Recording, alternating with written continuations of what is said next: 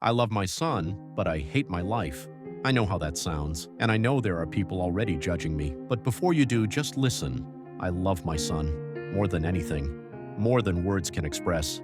He's kind, brilliant in his own way, full of love, but that doesn't change the fact that my life is nothing like I imagined. It doesn't change the exhaustion, the loneliness, the crushing weight of reality that I carry every single day.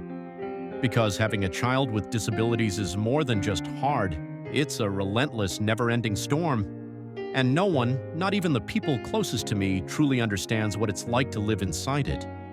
I hate the way people look at him, the way their faces shift when they realize he isn't like other kids, the awkward stares when he can't answer a simple question, the hushed whispers when he has a meltdown in public, when I have to drop everything, get on the floor, rock him, sing to him, while strangers either look away or watch like we're a spectacle.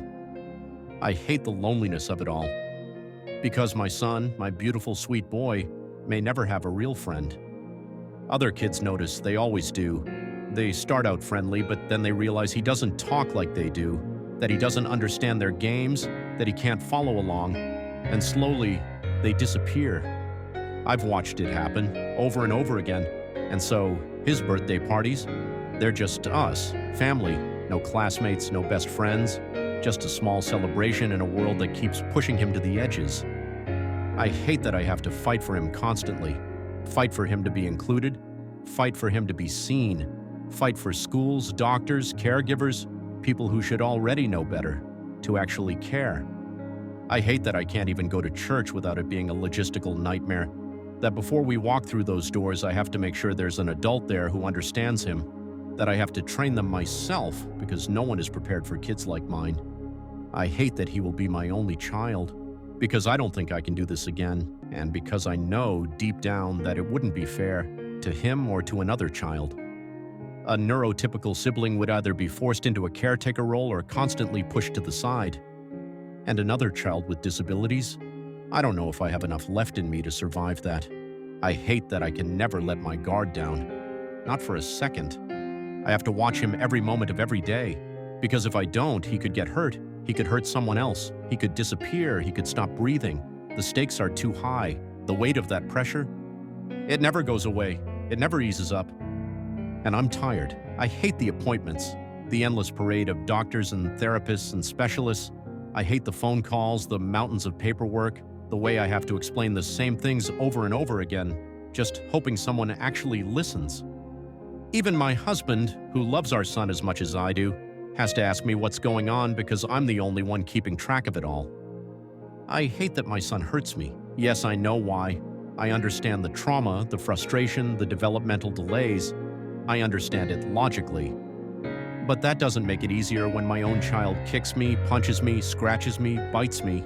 It doesn't make it hurt any less when I have to hold back tears and say over and over, "Gentle hands, please." I hate that no one believes me when I say how hard this is.